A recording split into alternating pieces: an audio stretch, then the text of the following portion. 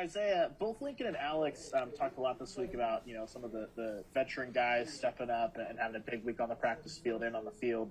How do you think you guys did attacking the week, and then obviously, what did this performance do for you guys as a whole? Definitely attacked the week, and the way we performed translated to how we practice. I mean, we had a different way of how we practice this week. I mean, we still practice with energy, effort, and execution, but we added some things in there, switched up some periods, and added some more competition to just get those juices flowing and those competitive urges to go.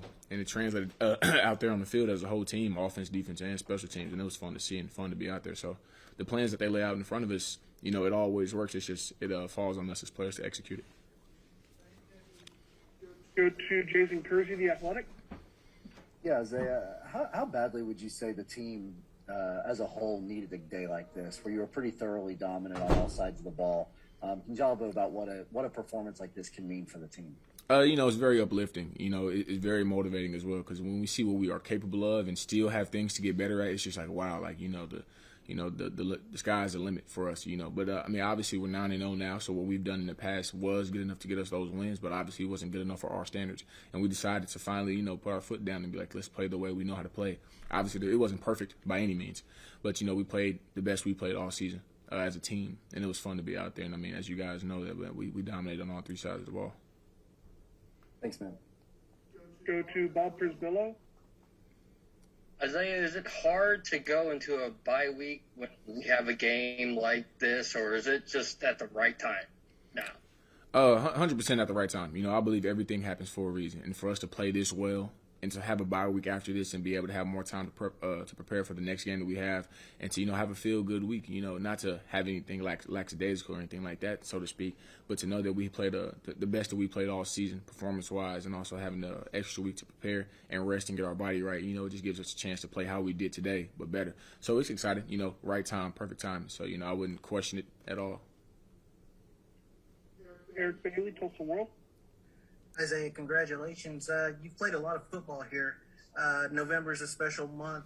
Is that something that you're going to really, with so many new players on defense making impacts, is that something you tell those new players about? It's the importance of the month of November, taking it 1 week at a time, but knowing that's when this team has really played its best football in the last couple of years. Oh, 100%. Actually, Nick Benito, it was like 30 seconds on the clock. Game was over. Nick Benito said it's time for Championship November. And Coach Wiley was like, I'm already in Championship November. So, the older guys that's been here, even the coaches that know, it's like it's just a different aura around here. It's just a different environment, different type of atmosphere.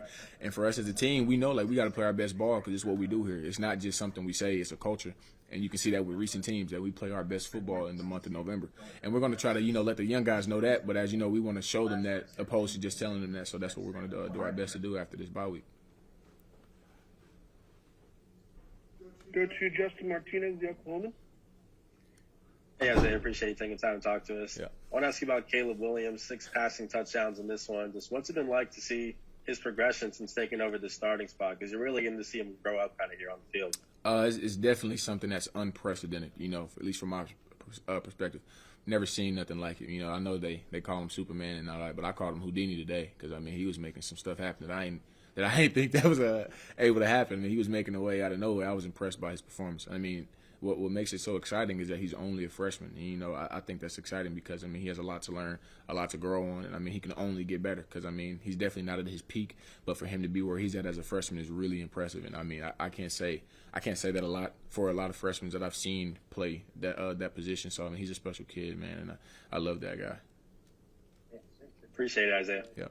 Got time for one more for IT. Let's go to Parker Thune. Yeah, Isaiah, obviously you were pretty directly responsible for 2 of the turnovers today. You basically took the ball out of Donovan Smith's hands there on the fumble recovery, and then you got the hands up. And we talked to Pat Fields just a second ago, and he basically gave you all the credit for the interception. So I want to ask you more specifically about getting hands-on passes because, as I recall, you guys had several deflections at the line of scrimmage. Was that a point of emphasis this past week in practice? Is that something you guys are trying to take a step up towards doing more? Yeah, that's funny you asked that because, as you know, I'm primarily a DT right now, defensive tackle, and I've been with Coach Tibbs a lot. And Coach Tibbs is harping on, he said we haven't had a pass deflection from this room yet. We got to get hands on the ball. And he emphasized that. Coach Kane, I'm very fortunate enough to be in both rooms at times. And Coach Kane would always say there's several ways to affect the quarterback. That's hitting the quarterback, getting pressure on him, sacking him, and getting hands on the ball. You'd helped out the secondary. And today, it's just a point of emphasis. I knew, but with the way that they ran their offense, I'm a student of the game, and I watched it a lot. And they ran a lot of quick game and a lot of RPO, so I knew that we weren't going to have as many opportunities to pass rush, especially as an interior D lineman. So I know that when that ball comes out quick with slants and stuff like that or drag routes, you got to get your hands up on the ball and get a pass deflection, and tips and overthrows, it could lead to interceptions. And so it did, and Pat was in the right place at the right time, man, and he had to do what he had to do with it.